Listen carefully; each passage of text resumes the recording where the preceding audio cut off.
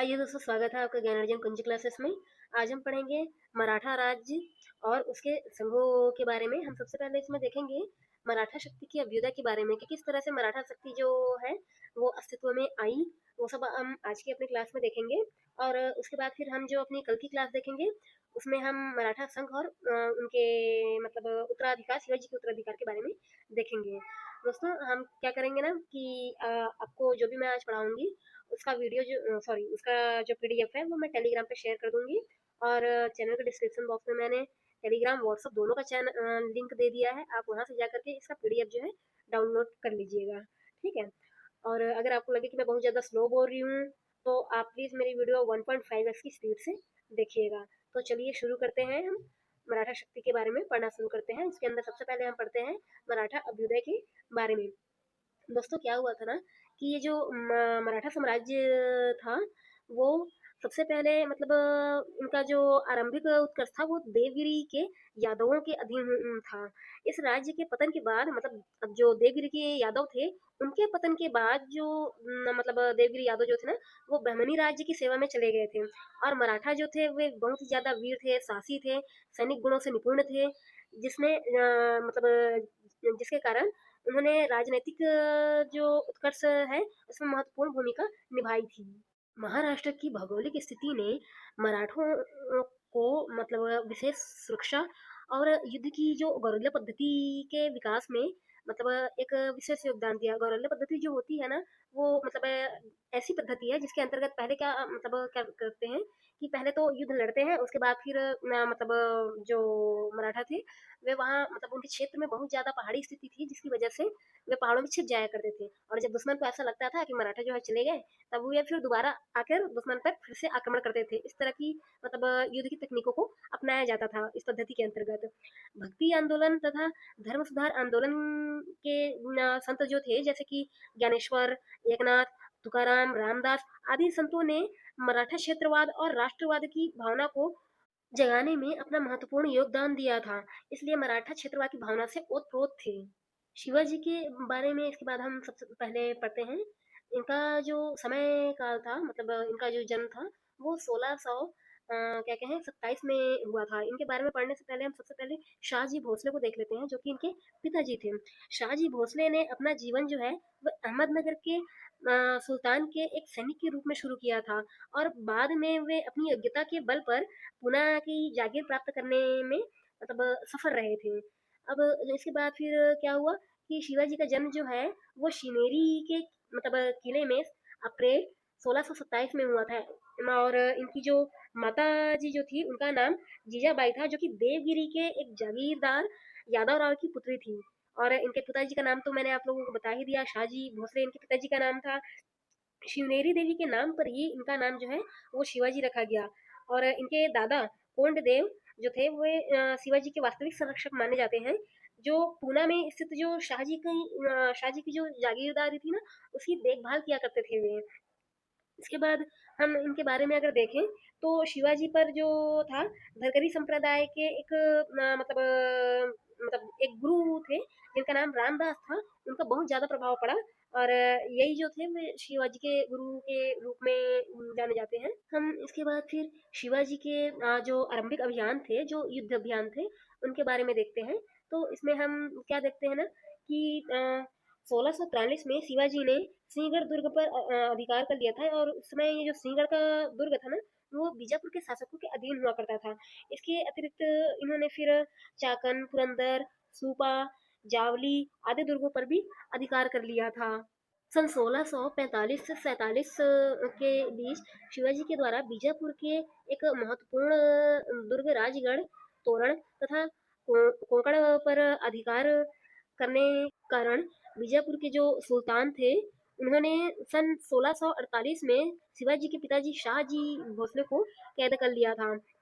और पिताजी की रिहाई के लिए ना शिवाजी को फिर कोंडा का जो किला था, जो दुर्ग था वो वापस करना पड़ा था। फिर 1654 में इन्होंने पुरंदर का जो किला था उसको मतलब नीलोजी नीलकंठ से जीत लिया था। और 1656 में चंद्रराव मौर्य से जावली का जो किला था उसको जीत लिया था। इसके बाद फिर हम देखते हैं कि शिवाजी ने जो है वो अप्रैल 1656 में रायगढ़ को अपनी राजधानी बनाई थी और सन 1657 में अहमदनगर तथा चुनार पर आक्रमण करने के समय इन्होंने पहली बार मुगलों का सामना किया था। शिवाजी की इस तरह की सफलताओं से ना बहुत ज़्यादा उत्तेजित होकर बीजापुर के एक शासक ने अपने सरदार अफजल खान को सितंबर 1659 में उनके विरुद्ध कार्रवाई करने के लिए भेजा था। अफजल खान ने कूटनीति के सहारे शिवाजी को दुर्ग से निकालकर उनकी हत्या करने की योजना बनाई। अफजल खान के इस ये जो षड्यंत्रकारी नीति थी, इसके बारे में उनके ही दूत कृष्णराव जी भास्कर ने शिवाजी को अफजल खान के इस षड्यंत्र के बारे में बताया था, जिसके कारण इन्होंने शिवाजी ने अफजल खान को उसी की भाषा में जवाब देने का निर्णय लिया और अफजल खान को फिर उनके जो क्षेत्र है वहां से बाहर निकाल करके उनकी हत्या कर दी थी। दक्षिण में मराठों के बढ़ते हुए प्रभाव को नियंत्रित करने के लिए औरंगजेब ने 1660 में अपने मामा शाइस्ता खां को शिवाजी के दमन के लिए दक्षिण का सूबेदार नियुक्त किया था। दोस्तों, अगर आपको ये वीडियो के नीचे जो लाइनें छिप गई हैं वो नहीं दिख रही हैं तो आप इसके लिए बिल्कुल भी टेंशन मत लीजिएगा।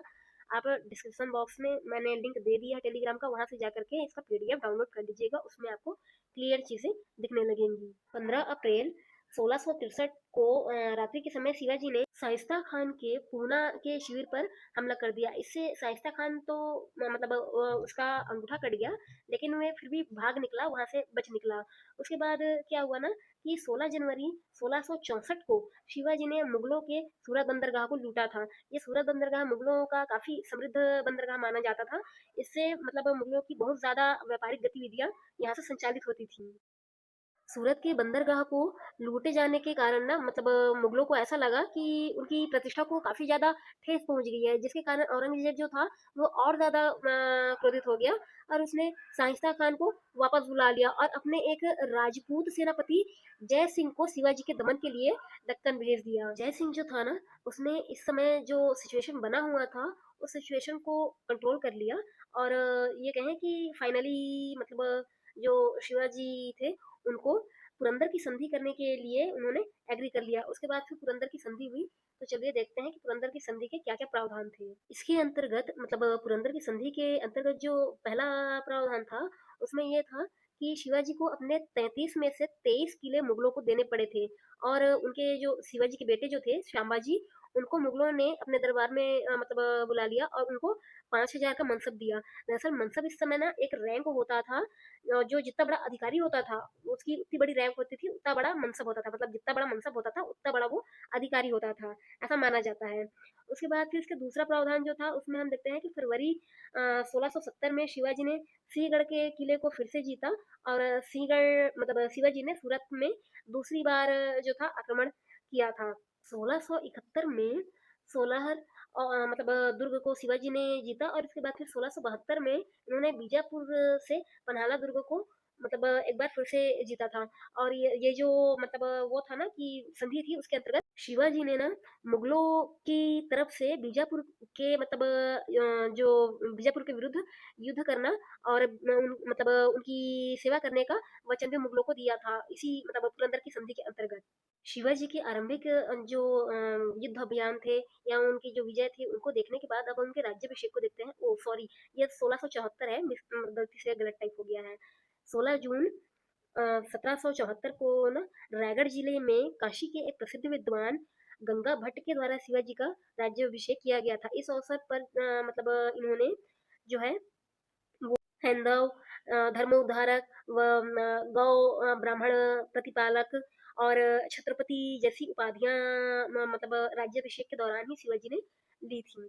इसके बाद फिर हम देखते हैं कि ना सन 1678 में शिवाजी ने जिंजी का किला भी जीत लिया था और इस जिंजी के किले को ना अपने दक्षिणी क्षेत्र के जो राज्य क्षेत्र थे उनके लिए राजधानी बनाई थी। ये शिवाजी की अंतिम विजय थी।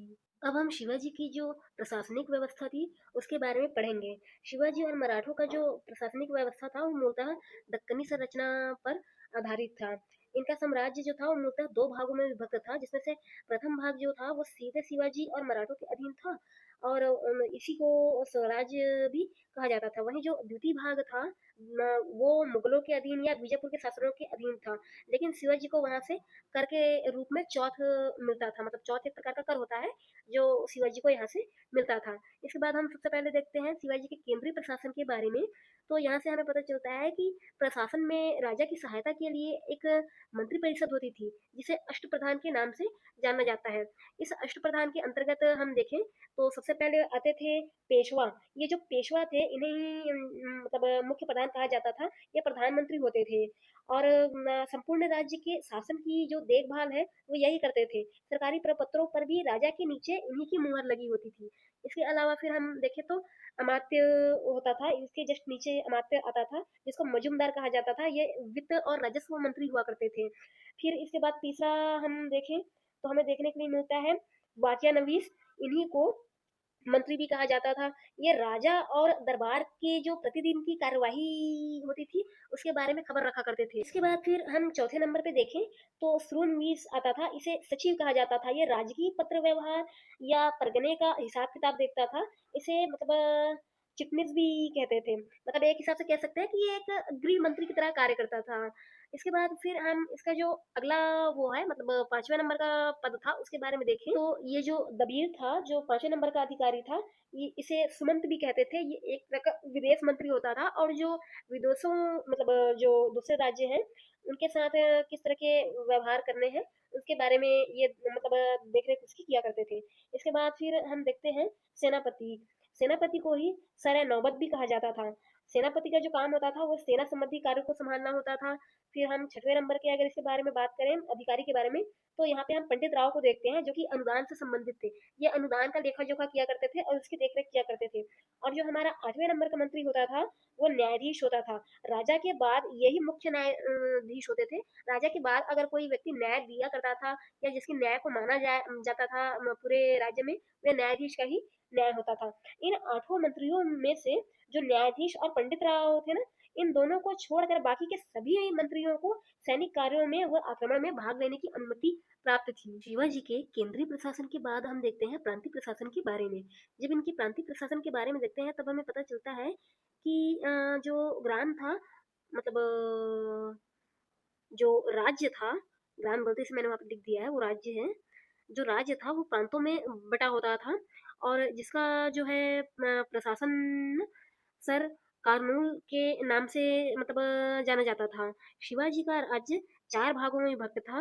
इनके मतलब जो ये जो चार वो थे इन प्रांतों को मुख्यतः दो श्रेणी में बांटा जाता था। पहला था स्वराज और दूसरा था मुगलई, जिसमें स्वराज जो था वो तो प्रत्यक्ष रूप से शिवाजी के अधिकार क्षेत्र में था, जबकि जो मुगलई वाला क्षेत्र था ना वो मुगलों के अधीन होता था और यहाँ से शिवाजी को चौथ नाम का एक कर मिलता था। इसके अलावा इन प्रांतों को मतलब तरफ और परगने में भी विभक्त किया जाता था। जिसके इसमें अगर हम देखें तो एक गांव के अंदर मतलब एक जो परगने हैं उसके अंदर कई गांव शामिल थे। परगना का जो प्रशासक होता था या ये कहें कि जो हेड होता था वो देशमुख कहलाता था। प्रशासन की सबसे छोटी इकाई जो थी वो मौजा या गांव होती थी, जिसका मतलब देख रेख या उसका उच्च अधिकारी हम कहें तो ग्राम पंचायत का मतलब मुखिया होता था जिसको पटेल या फिर पाटिल कहा जाता था। शिवाजी के प्रांतीय प्रशासन के बाद अब हम सैन्य प्रशासन की व्यवस्था को देखेंगे। इसमें शिवाजी के पास एक नियमित और स्थायी सेना थी जिसका मुख्य भाग पैदल और घुड़सवार सेना जो थी वो हुआ करती थी। इसमें हम देखें ना तो मराठों की सेना का जो श्रेष्ठतम भाग था वो अश्वरोही सेना थी, मतलब घुड़सवार सेना थी। और इन घुड़सवार सेना को मुख्यतः दो भागों में बांटा जाता था, जिनमें से एक था बारगीर और दूसरा जो था वो सिलेदार होता था। तो ये जो बागीर होते थे वे ऐसे घुड़सवार सैनिक होते थे जिनके पास राज्य मतलब जिन्हें राज्य की ओर से घोड़े और अस्त्र शस्त्र दोनों दिए जाते थे। वहीं जो सिलेदार सैनिक होते थे वे ऐसे घुड़सवार सैनिक होते थे जिन्हें घोड़े और अस्त्र शस्त्र जो है वे मतलब अपने पास ही रखना अलाउ था। ये इनको राज्य की ओर से युद्ध के दौरान किसी भी तरह का मतलब अस्त्र शस्त्र नहीं दिया जाता था, ये अपने पास ही रखते थे। इसके अलावा मराठों को किले मतलब अपने किले के विशिष्ट मतलब संरक्षण के लिए तीन अधिकारी किले में मतलब उनके होते थे, जिनमें से पहला था हवलदार, ये जो हवलदार थे वे पहाड़ी दुर्गों मतलब दुर्ग के अधीन मतलब होते थे, मतलब इसी में काम किया करते थे। इसके बाद फिर दूसरा जो हमने देखा सैर नौबत, ये संपूर्ण घुड़सवार सेना का प्रधान होता था, यही मतलब सेनापति होता था। और सैर नौबत जो था वो मराठा और सबनीस ब्राह्मण होते थे, सामान्यतः जो सेनापति होते थे वे यही दोनों में से कोई एक होते थे। और जो सबनीस होते थे ये होते तो ब्राह्मण ही थे, लेकिन ये मतलब एक सामान्य नागरिक और असैनिक भी हो सकते थे जो राजस्व प्रशासन को देखते थे या उनकी देखरेख करते थे। शिवाजी के जो सैन्य प्रशासन थे उसको देखने के बाद हम मुख्य प्रशासनिक अधिकारियों को देखेंगे, जिसमें हम सबसे पहले देखते हैं मिनासदार को, जो कि क्या होते थे ना, गांव के जमींदार हुआ करते थे। इसके बाद फिर हम दूसरे नंबर पर देखते हैं पाटिल या पटेल को, ये गांव के मुखिया हुआ करते थे। और मतलब जो कर संबंधी गांव के या न्याय संबंधी क्रियाकलाप थे या प्रशासनिक क्रियाकलाप थे उनको ये किया करते थे।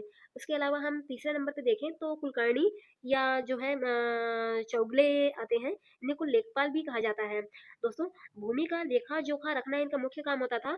और ये ना पटेल मतलब पटेल का सहायक और जो है कुलकर्णी के लेखों की देखभाल मतलब देखभाल किया करते थे। इसके बाद फिर हम नेक्स्ट देखें तो नेक्स्ट में आता है 12 वलुटे, इनके वहाँ से शिल्पी भी कहा जाता था।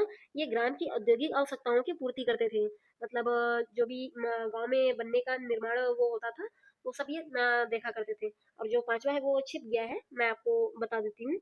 ये पांचवा जो है वो मामलतदार या फिर ये कहें कि कमाविसदार होता था। तो ये जो कमाविसदार होते थे ना, ये गांव में कर निर्धारण में पटेल के परामर्श से कर का निर्धारण किया करते थे। मतलब गांव वाले कितना कर देंगे ये भी ये पटेल से पूछ के तय किया करते थे। इसके अलावा ये जिले में पेशवा के प्रतिनिधित्व होते थे। और पेशवा के आदेशानुसार जो उनके जीते हुए क्षेत्र हैं, मराठा साम्राज्य के द्वारा जो भी जीते हुए क्षेत्र थे, चाहे मुगल क्षेत्र हो या फिर जो बीजापुर के क्षेत्र हो, उन सभी क्षेत्रों से जो कर मिलता था जिन्हें चौथ कहा जाता था, उस चौथ कर को वसूलने के लिए भी यही जिम्मेदार होते थे, यही वसूला करते थे।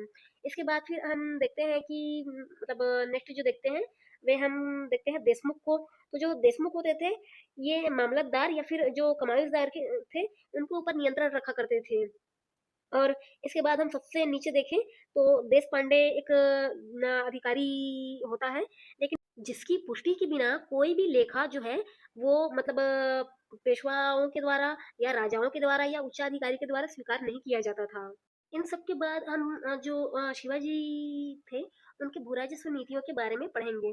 तो इनका ना मतलब शिवाजी के समय में राजस्व के मुख्य स्रोत के रूप में लगान, चुंगी कर, बिक्री कर, चौथ और सिर्फ देशमुखी जो था वो मुख्य रूप से लिया जाता था। जो इनकी आय के स्रोत थे वो इन्हीं से थे। चौथ जो था वो एक प्रकार का मतलब सैनिक कर होता था, जिसे पड़ोसी राजाओं की सीमाओं और विजीत मतलब जो जिस राजा को जीत लिया है उनके क्षेत्रों अथवा प्रभाव के अंतर्गत आने वाले जो इलाके से सैनिक की सुरक्षा के बदले वसूल किया जाता था। इसमें आय का चौथा हिस्सा कर के रूप में वार्षिक रूप से लिया जाता था। इसके अलावा फिर जो ये स्वदेशमुखी कर होता था, इसमें वार्षिक आय का 1/10 हिस्सा कर के रूप में लिया जाता था। यह उन क्षेत्रों से लिया जाता था जो मराठा राज्य के मतलब मराठा राज्य को अपना प्रमुख मानते थे या जिन्होंने मराठाओं की स्वाधीनता को स्वीकार किया था। सन 1677 में ना अंताजी दत्तो के नेतृत्व में समूचे मराठा प्रदेश की जमीन का सर्वेक्षण करवाया गया था पहली बार, जिसके आधार पर लगान की राशि को निर्धारित किया गया था। दोस्तों, आज की क्लास को बस यहीं तक रखते हैं। अगर आपको लगता है कि मेरे कंटेंट किसी भी तरह से आपके लिए यूजफुल है तो प्लीज़ मेरे चैनल को लाइक शेयर सब्सक्राइब ज़रूर करें। और जो भी आपको किसी भी तरह की डाउट होंगी या क्वेरीज होंगी तो आप कमेंट बॉक्स में ज़रूर पूछें और टेलीग्राम से इसका पीडीएफ नोट्स जरूर ले लीजिएगा। Thanks for watching.